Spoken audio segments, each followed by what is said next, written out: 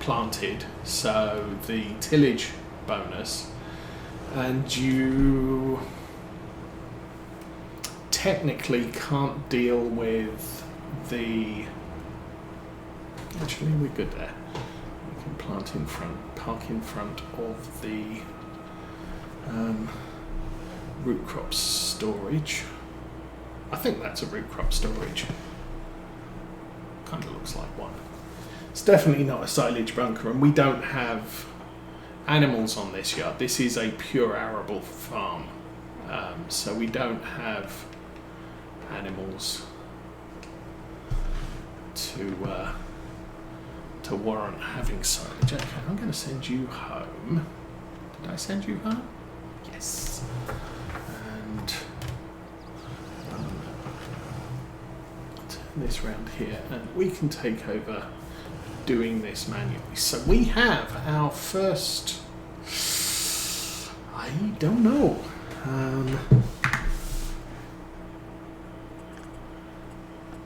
let's look up before I declare, year 6 harvest crop in the ground, at least some of it.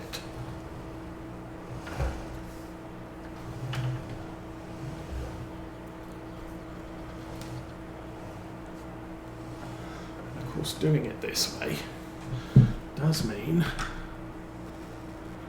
GPS is on, that's on, that's 4.5 meters, set A 0 degrees. I really, yeah, as far as setting the cardinal is concerned, I really don't bother with entering anything except 90 or 0, because it puts 0 in the field. So do I have to turn that on? Okay, I can do that. Let me get my bearings, and off we go. So yeah, it's just, I'm either going to be doing up and down. Now technically I'm heading 180, but 0 is also 180, 90 is also 270, so it's a math thing. And oh my goodness, my tea is cold. So yeah, we'll get this field done, and as you can see, I mean this is not exactly the biggest seeder. I was thinking I would like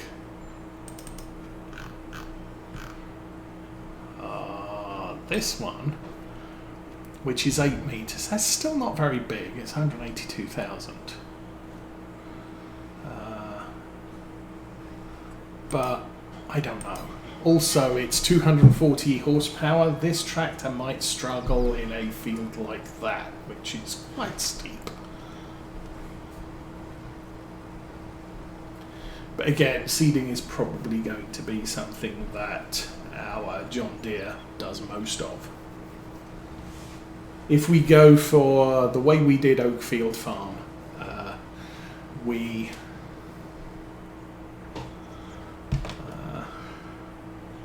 we had 2 big tractors. Lawfolds, we had 3 big tractors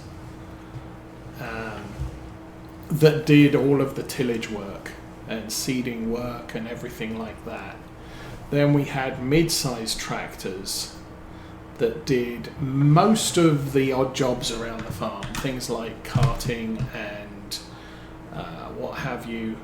The mid-sized tractors were quite capable of hauling a grain cart. I'm not seeing that as true in Farm Sim 22. The weight of a loaded grain cart can be quite taxing on your tractor's horsepower.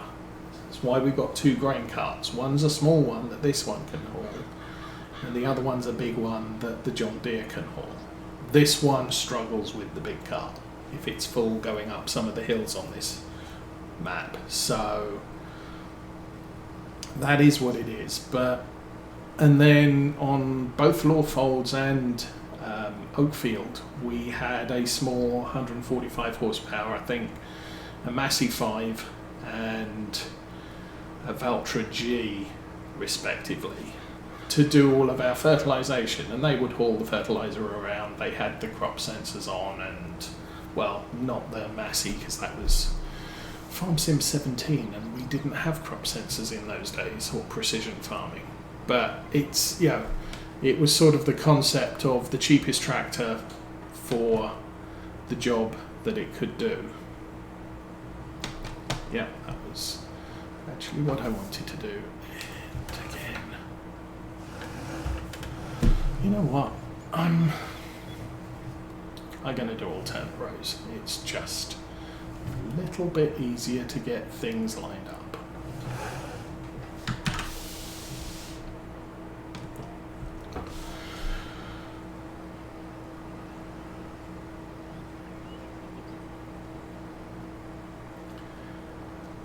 And this is doing things this way is something I've noticed Virtual Farmer's taken up doing on some of his farms, where he's got big tractors with small equipment.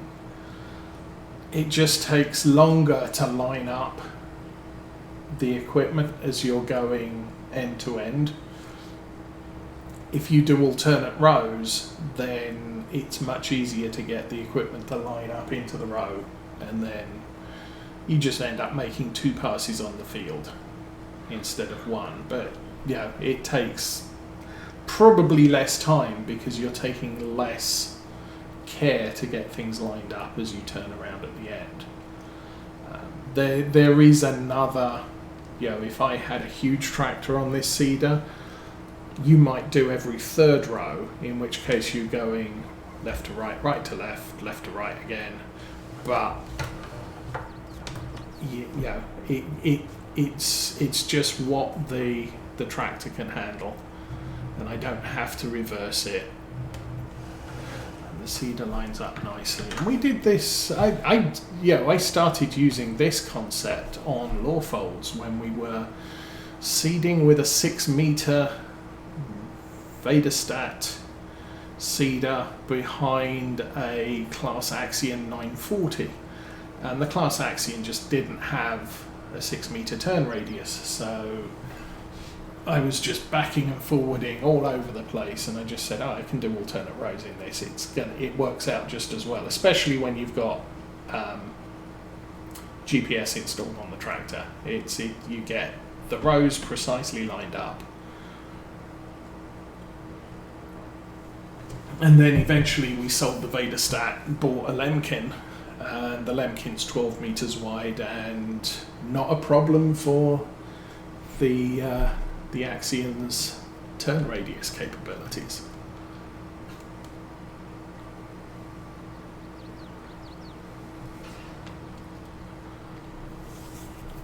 So anyway, we get this done. I think for this crop, for this year, I am going to leave it so that we can see the greenery of the crop growing before we come out with the sprayer. But if we do have the opportunity to buy a new seeder that's a bit bigger and has the capability of running fertilizer, we might add the fertilizer at that point. Yeah, we might plant and fertilize at the same time, which would then mean, you know, doing this field would be done completely, and we would have to come back in to do the spot spraying on the weeds, but after that you stay off the field until it's harvest time, which is nice and gives us more opportunity to do other things on the map, like contracts, I guess.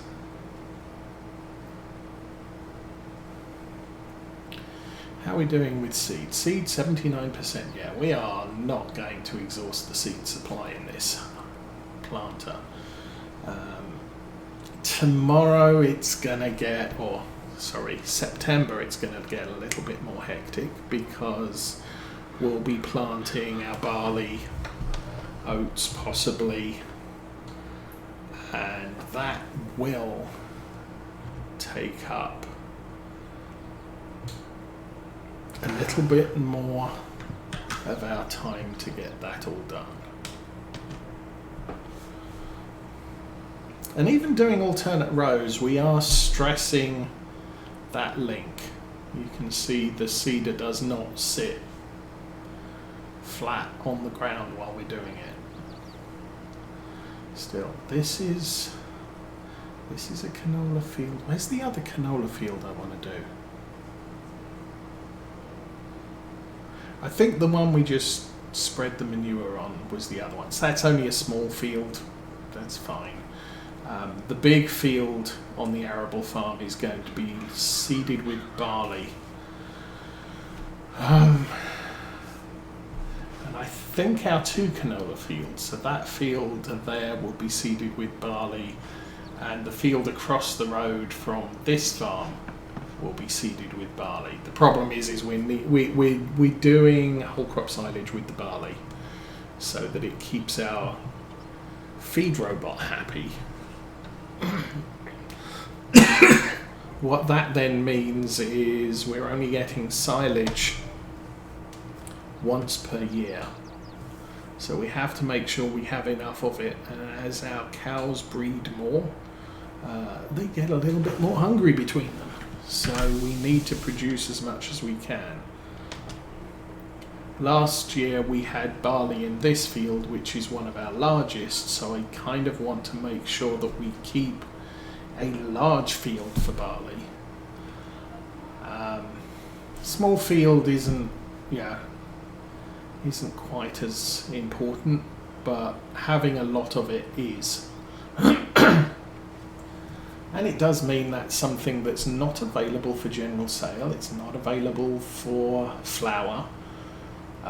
So we're kind of blowing that barley crop as food for the cows. But the cows, once they're productive, produce so much milk that it's not a direct loss, I don't think.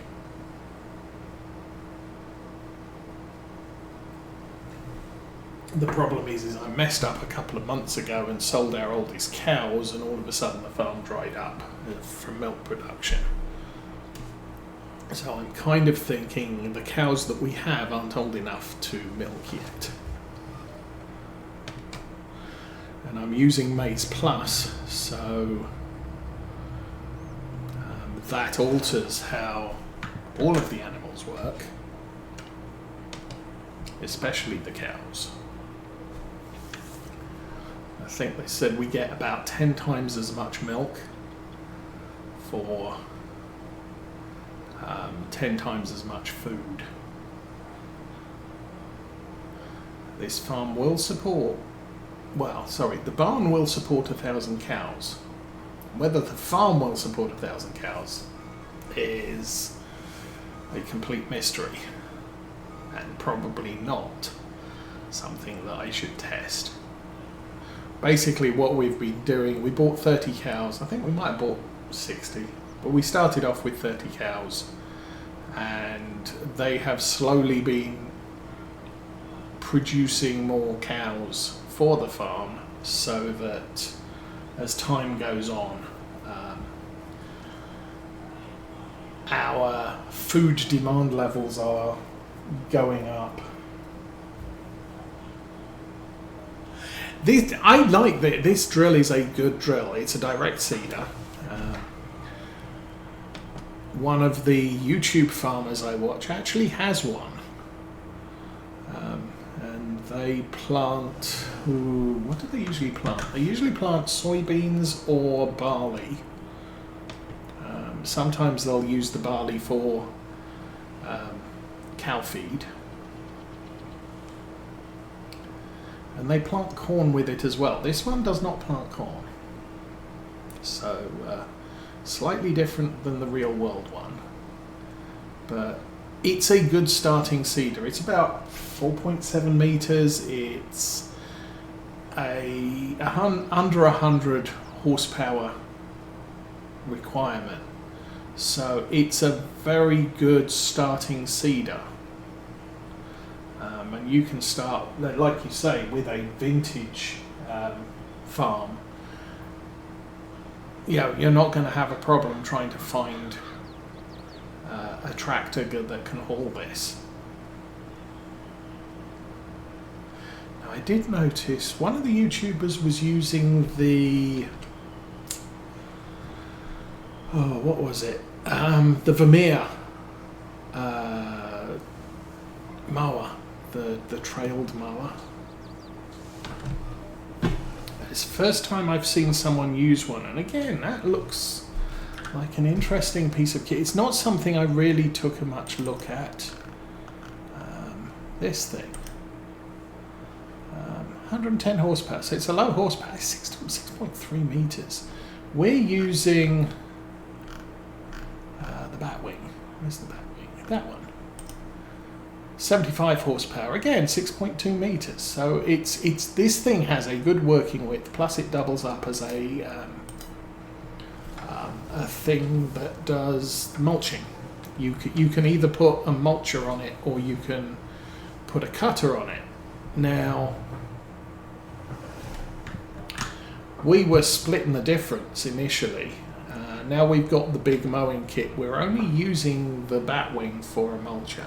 I do know somebody, might have been Tayloa asked a couple of weeks ago, is the Batwing actually a thing in Europe?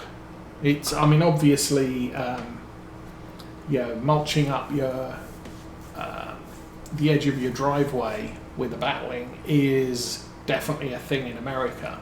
Well, it turns out, yes, John Deere do sell Batwings in Europe. So it's not outside the realms of possibility of having one on a European map. I'm not going to call this a UK map because technically this is Irish. And I think Southern Ireland, so because all the speed limits are in kilometres an hour. So we're not really a UK map. We are a British Isles map, which makes it something I'm kind of used to, because all the farms we've done on a Saturday have been British Isles maps, actually UK maps up until this one.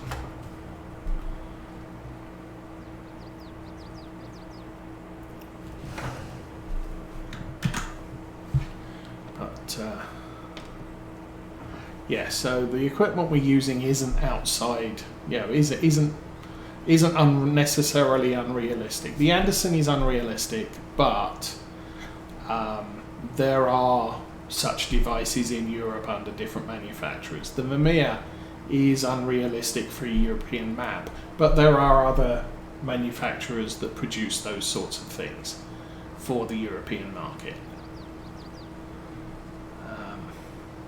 Govil is a European company, so would be unrealistic on an American map. However, there are American companies that produce that sort of thing. So, yeah, part of the issue with Farming Simulator, unless it's a mod and thus can be specific to a given market, a lot of giant stuff tends to be technically a specific market, except for the tractors.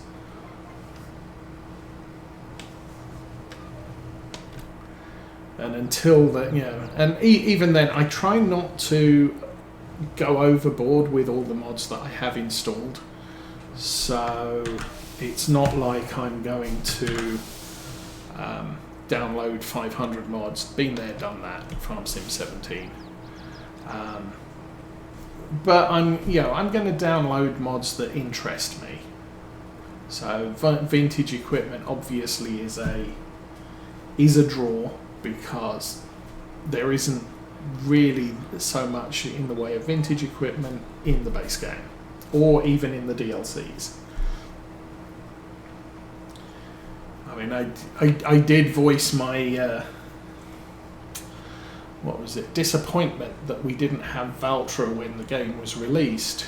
But little did I know, Valtra were releasing an entire range of 2022 models, and Giants were waiting until those models were released on the market before they added Valtra back in, and we got it as a free expansion of equipment during one of their patches.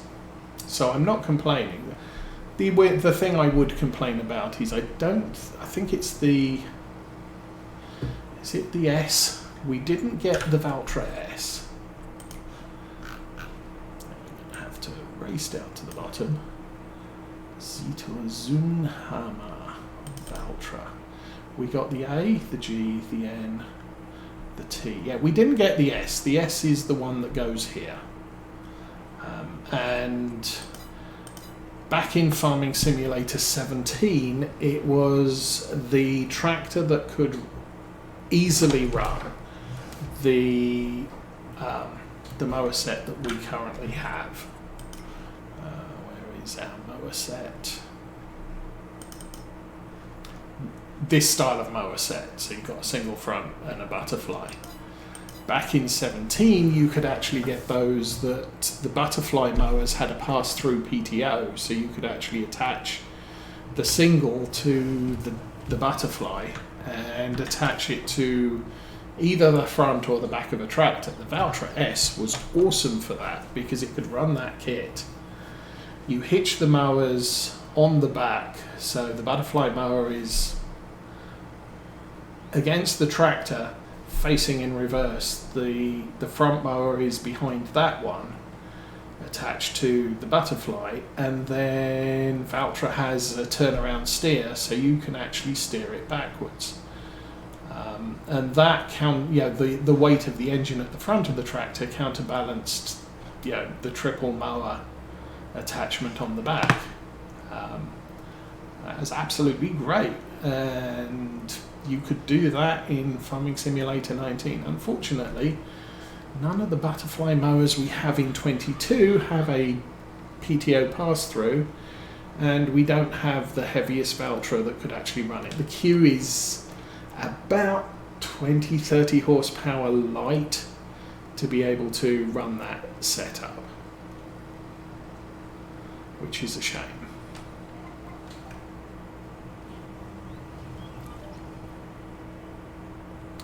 And also having all of your mowers on one PTO, I'm going to do that one first, does mean that you can either haul a tedder or a windrower behind, at least back in Farm Sim 17 and 19. Initially that's what we did, although we eventually got the butterflies with the conveyor belt on the back so that they would self-row. But just imagine having a big tractor with a triple mower set on one end and a baler wrapper on the other end. You could do your entire silage baling in one pass. We can't, because we don't have the equipment to do it for 22. I've done my share of vintage farms. In 19 we had, what was it? It was Ungertheim, which I believe is Eastern European, probably Polish. And we had a little old Zeta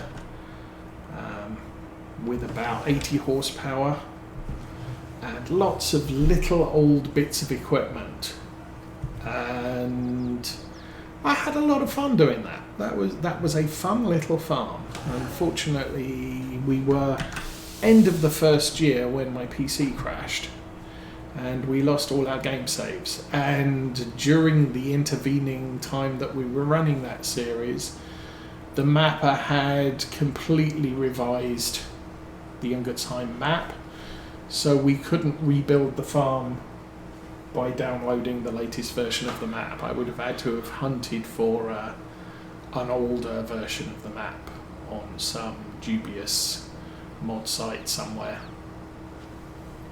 with all the risks that can entail.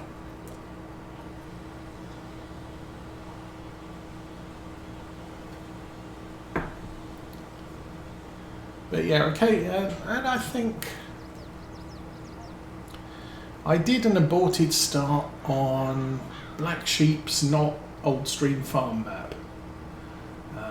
I can't remember what that map was called in 17 and 19. I think I started it in 19, and I ran a bunch of old John Deere stuff on it.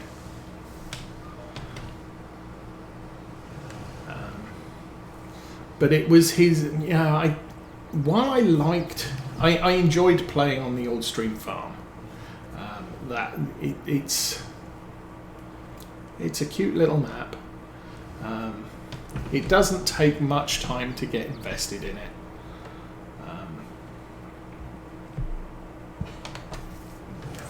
We'll back this into the corner again.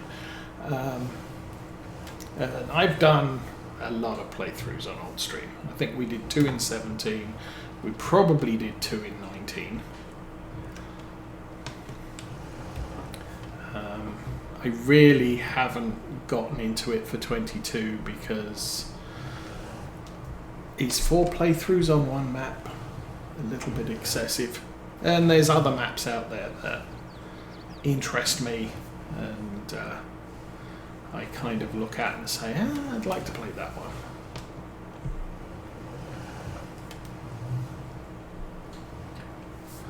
It wasn't the Campaign of France.